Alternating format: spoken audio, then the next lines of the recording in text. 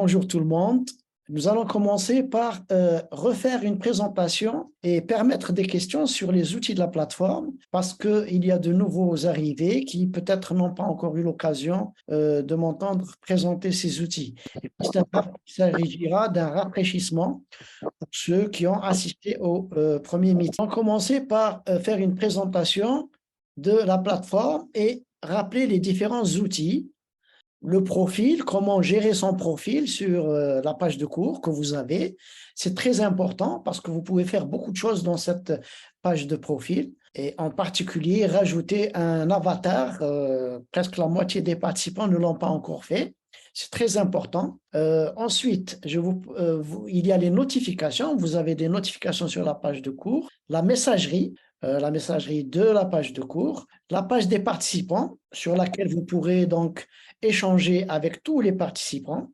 Vous avez aussi le navigateur de blocs qui est très utile. On le verra tout à l'heure. Les forums sur lesquels certains d'entre vous ont commencé à poster donc des discussions. C'est important parce qu'elles sont évaluées. Les forums, la participation au forum est évaluée. Il y a les sondages. Nous avons mis en place 2 sondages et un feedback pour lesquels tout le monde n'a pas encore répondu et je souhaiterais que ce soit fait, sauf peut-être pour le feedback sur la date et l'heure du choix de la visioconférence qui a été clôturée puisque la majorité ont choisi, disons, le vendredi et le samedi. Bon, nous avons opté pour le samedi pour permettre à nos amis donc, des autres pays de participer parce que c'est leur week-end. Pour nous aussi, le samedi est une journée de week-end. Le suivi des activités, je vous montrerai comment vous pouvez suivre vos activités et marquer vos activités comme terminées. C'est important de les marquer quand elles sont, quand vous pouvez le faire manuellement. Et le glossaire. Nous reviendrons un peu sur le glossaire. Certains d'entre vous ont commencé à mettre des articles dans des glossaires. Alors, je suis ici sur la page de cours d'un étudiant. Donc, il s'agit de moi-même, en fait. Et avec mon avatar ici. Et je vois tout de suite, donc, j'ai mon avatar ici. C'est là que j'ai mon profil. Et à côté, vous avez la messagerie. J'ai un message. Il y en a 2 d'ailleurs, du gestionnaire de la plateforme. Donc voilà, je clique sur les messages et je vois ici que j'ai les messages. Voilà donc pour la messagerie que vous pouvez utiliser et vous-même, vous pouvez envoyer des messages. Pour fermer ce volet, il suffit de recliquer sur la messagerie. Voilà. Vous avez ici les notifications. C'est les notifications du cours. Donc, vous verrez un point rouge qui s'afficherait ici. Je reviens au profil. C'était notre premier point. Le profil, c'est très important. Voilà, c'est là que vous avez un certain nombre d'éléments qui vous concernent personnellement, en particulier votre profil. Par exemple, ici, je vois que ce participe avec mon pays et ma ville. Alors, comment cela apparaît? Donc, c'est en éditant mon profil. Je peux éditer mon profil. Seul moi peux éditer mon profil. Ici, vous avez les rapports et puis même, donc, ici, donc, vous avez le langage. Vous pouvez changer votre langage. Bon, je choisis le français. Donc, le langage, c'est en dessous du profil avec les notes, le calendrier, etc., etc. Vous avez la langue. Vous pouvez changer votre langue ici. Alors, voilà. Vous avez vos informations de connexion, l'app mobile pour télécharger l'application mobile. Vous pourrez ici afficher le code QR et le scanner avec l'application mobile et vous aurez tout de suite donc une orientation vers le site. Voilà ici la politique de confidentialité, les profils des cours, vous avez un seul cours, si vous avez plusieurs cours, vous les verrez apparaître ici. Et puis vous avez vos articles de blog, vos certificats, vos messages de forum, les discussions de forum et un plan de formation lorsqu'il existe. Donc ce que je vous demande de faire, c'est modifier votre profil. Ici, vous avez donc votre nom, votre prénom, votre mail. Alors, l'affichage de votre adresse courriel, vous pouvez choisir. Seuls les participants du cours sont autorisés à voir mon adresse, autoriser tout le monde à voir mon adresse ou bien cacher mon adresse. Donc, habituellement, on laisse les mails entre les participants pour qu'on puisse échanger. Donc, il y a la ville et le pays. Donc là, vous avez toute une liste de pays. Choisissez votre pays et choisissez votre fuseau horaire. Ainsi, vous aurez donc votre page de cours qui va être paramétrée sur le fuseau horaire de votre pays. Vous pouvez ajouter une description et ici, ajouter un avatar. Comment faire pour ajouter un avatar? Je vous l'avais montré la dernière fois. Il suffit de ramener sur votre écran, ici, votre avatar et puis de le faire glisser, déposer. Vous pouvez le faire glisser, déposer ici, dans ce cadre. Et ensuite, n'oubliez pas d'enregistrer votre profil. Voilà pour ce qui est, et c'est très important pour ce qui est de votre profil. Je vous engage à vraiment revoir votre profil et le mettre à jour. Ensuite, donc, je vous ai montré la notification, la messagerie, votre profil, les participants, le navigateur de bloc, les forums, etc. Donc, nous allons voir les participants. Je reviens à mon cours. Et vous avez ici cette barre où vous avez vos cours, les participants. Ici, vous avez tous les participants et il est intéressant, si vous voulez chercher un participant en particulier, par exemple, je mets S pour le prénom pour aller plus vite et A pour le nom. Et voilà, donc il y a 2 personnes qui ont SA comme initiale des noms et prénoms. Sinon, je mets tout le monde. Ici, je peux voir le dernier accès. Et puis, s'il y a des groupes, bon, vous le verrez ici. Voilà, globalement. Maintenant, vous pouvez, par exemple, je choisis au hasard, je peux envoyer un message personnel. Et d'abord, je l'ajoute au contact. Vous ajoutez au contact avant d'envoyer un message personnel. Alors, le message personnel, vous le voyez ici, en bas à droite. Je dirai bonjour et j'envoie le message. Je peux même ajouter une émoticône et j'envoie. Je reviens à mon cours. On a vu la page des participants, elle est très intéressante. Vous verrez vos notes ici. Donc, vous verrez vos notes ici avec les différentes activités, etc. Maintenant, les forums. La participation au forum est très importante, elle est pratiquement elle est obligatoire puisqu'elle est évaluée. Alors, le premier forum que vous avez dans la première section, c'est le forum Les annonces du modérateur. Vous pouvez avoir dans le bloc ici ce qu'on appelle le navigateur des blocs. Dans le navigateur des blocs, vous avez les dernières annonces, toutes les annonces du modérateur et les événements à venir. Vous pouvez les voir dans le calendrier, vos badges et puis vous avez ici par exemple un article du glossaire qui est affiché. Type de moyen de prévention. Alors, les annonces du modérateur, vous pouvez aussi y accéder ici. Vous ne pouvez pas ajouter discussion puisque c'est le modérateur, seul le modérateur peut les mettre. Donc, je vous conseille de jeter un coup d'œil pour ceux qui viennent d'arriver. Ça leur permettra d'être à jour. Vous avez un livre, le livre, je vous l'ai présenté la dernière fois. Il y a des chapitres. Il suffit de cliquer ici ou sur suivant pour voir tous les chapitres. Et vous avez ici un forum très important, c'est le forum général. C'est-à-dire, si vous avez des problèmes techniques sur la plateforme ou des questions vous voulez d'ordre général, c'est ici qu'il faut les mettre. Par contre, vous avez dans les différentes sections, dans chaque section, vous avez un forum.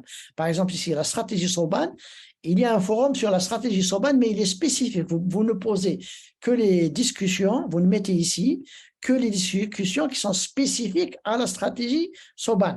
Et il faut que tout le monde mette un article, ajoute une discussion. Alors, ce forum est évalué aussi. Alors, par exemple, ici, il y a Abdulaziz qui a mis un forum, il y a Ibtissam, il y a Bouchra, et puis il y a Dunia, voilà, qui ont mis des... Alors, vous pouvez répondre à vos collègues, et donc, si vous répondez, donc c'est une acte. Voilà pour le forum, discussion sur la démarche, comment rajouter une discussion. Vous mettez « ajouter une discussion ». Alors, vous mettez un titre, un sujet qui doit être très précis, comme ça, tout le monde peut voir tout de suite ce que vous allez, par exemple, les étapes de la démarche.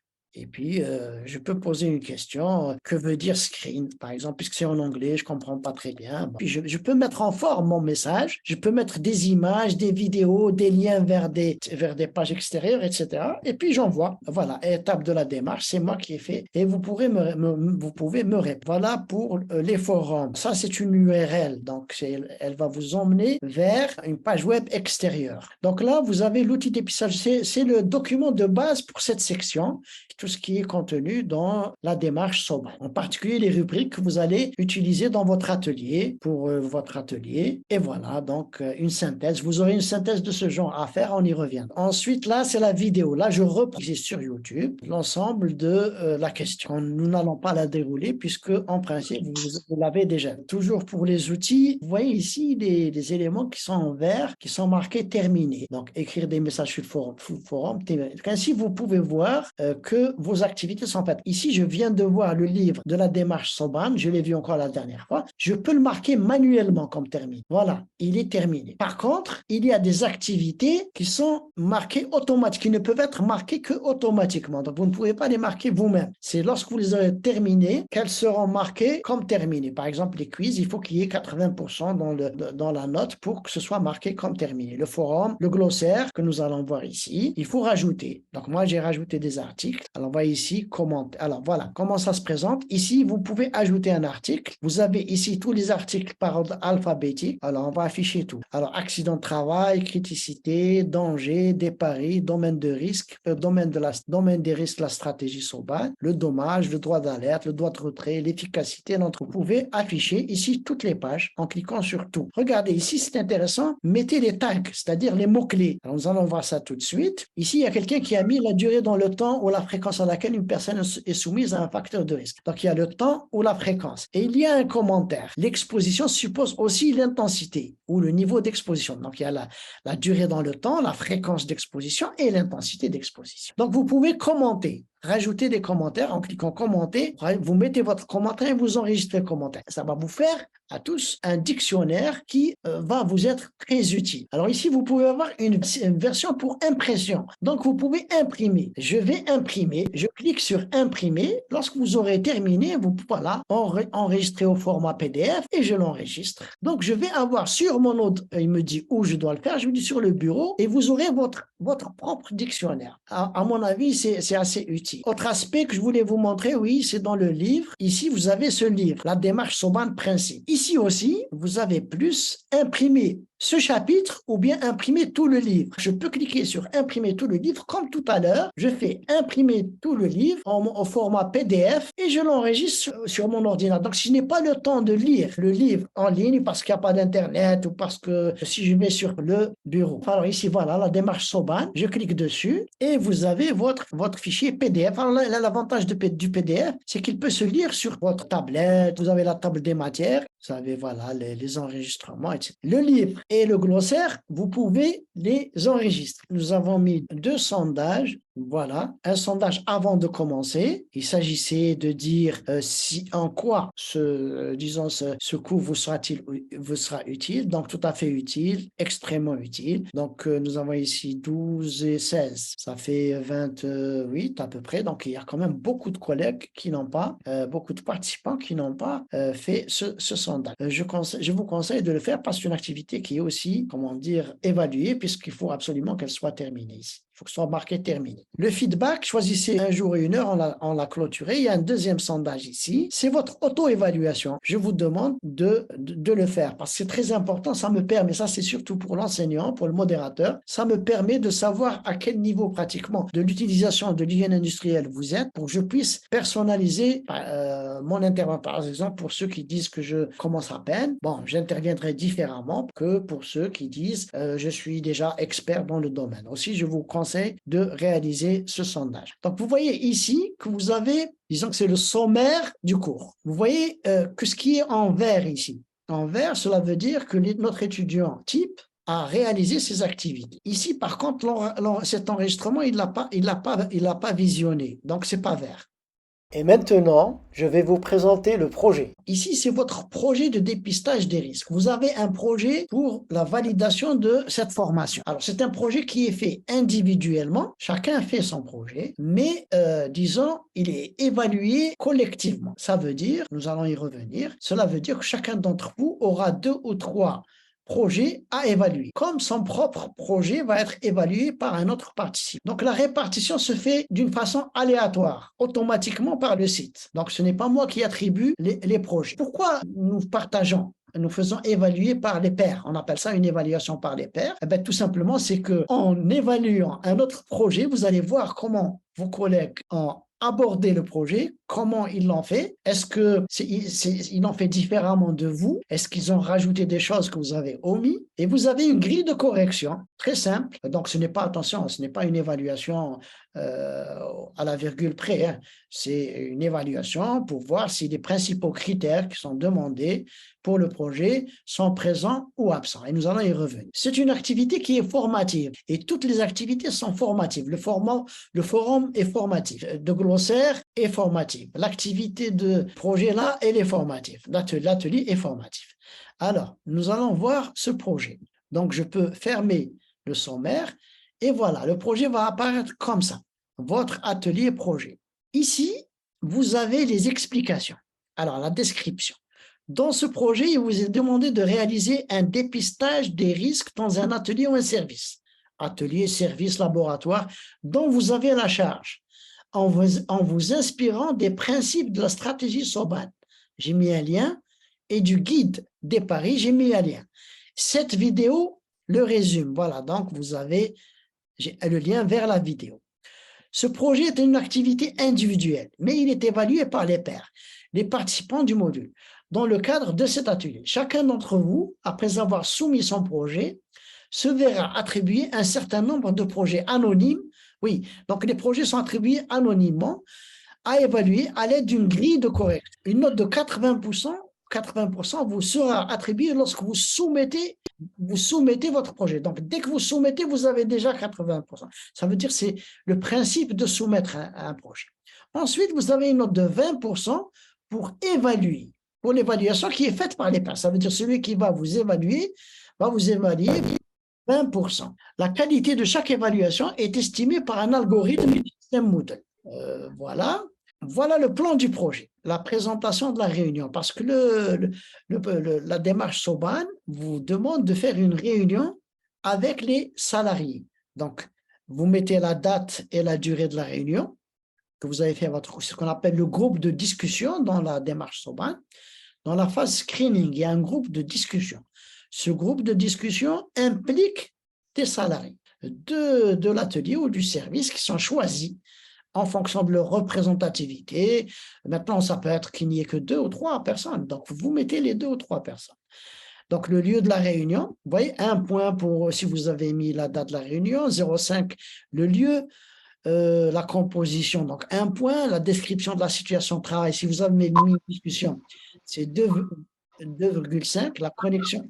La description de la situation de travail avec un plan, un petit plan, 2,5 points. L'entreprise ou l'institution, 0,5 points. Alors, quand je dis l'entreprise ou l'institution, il faut faire attention. Je n'ai pas besoin du nom exact de l'institution, hein, parce que ça peut être disons, pour des raisons de secret professionnel, etc. Mettez, disons, atelier de peinture, vous mettez entreprise de sucrerie. Donc, vous n'avez pas besoin de me donner le nom exact ou de donner le nom exact de votre entreprise.